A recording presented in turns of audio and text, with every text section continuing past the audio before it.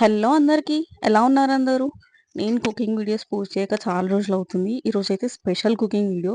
యాక్చువల్‌గా ఇదైతే మా హస్బెండ్ నా కోసం చేశారు. ఇద్దరం ఆఫీస్ నుంచి టైర్డ్ అయిపోయి వచ్చినామని చెప్పి, ఇంకా నాకు వంట చేసే ఓపిక లేదని పాపం ఆయననే చేసిండు. సో, దీనికోసం అయితే ఫస్ట్ స్టవ్ ఆన్ చేసుకొని, కడాయి పెట్టుకొని ఆయిల్ తీసుకోవాలి. ఆయిల్ హీట్ అయ్యాక కొంచెం ఆనియన్ ఏసుకోవాలి. ఆనియన్ మంచిగా పింక్ కలర్ వచ్చాక కొంచెం అల్లం వెల్లుల్లి పేస్ట్ కూడా వేసుకోవాలి.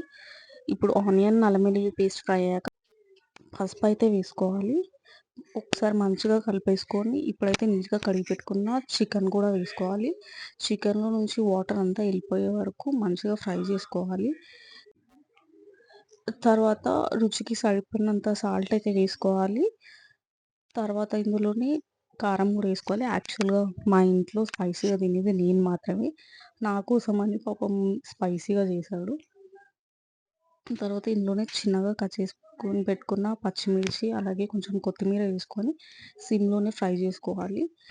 కారం మొత్తం మంచిగా ఆయిల్‌లో ఫ్రై అయ్యేలాగైతే ఫ్రై చేసుకోవాలి. ఒక 10 మినిట్స్ తర్వాత మంచిగా ఫ్రై అయిపోయింది. ఆయిల్ పైకొచ్చేసింది. తర్వాత ఇందులోనే ఒక 2 టమాటోస్ పేస్ట్ చేసుకొని ఏసుకోవాలి. మళ్ళీ మూత పెట్టేసుకొని ఆ టమాటో కూడా ఫ్రై అయిపోయిన తర్వాత వాటర్ అయితే ఏసుకోవాలి. వాటర్ ఏసుకొని మూత పెట్టుకొని ఒక 15 మినిట్స్ అయితే మీడియం ఫ్లేమ్‌లో కుక్ చేసుకోవాలి. తర్వాత మూత పెట్టుకొనయితే కుక్ జేసుకోవాలి. ఫైనల్‌గా కొంచెం గరం మసాలా, అలాగే కొత్తిమీర వేసుకొని సర్వ్ చేసుకుంటే అయిపోతుంది. పర్ఫెక్ట్ చికెన్ కర్రీ అయితే రెడీ అయిపోయింది. మా హస్బెండ్‌కి అసలు కుకింగ్ రాదు. పాపం నా కోసమని కష్టపడి చేశాడు. టేస్ట్ అయితే అదిరిపోయిందసలు. అయితే నేను మంచిగా వైట్ రైస్, అలాగే రైతాతోటయితే తిన్నాను. టేస్ట్ అయితే సూపర్ వచ్చేసింది. మీరు కూడా ట్రై చేసి ఎలా ఉందో కామెంట్ సెక్షన్‌లో అయితే కామెంట్ చేయడం మర్చిపోకండి.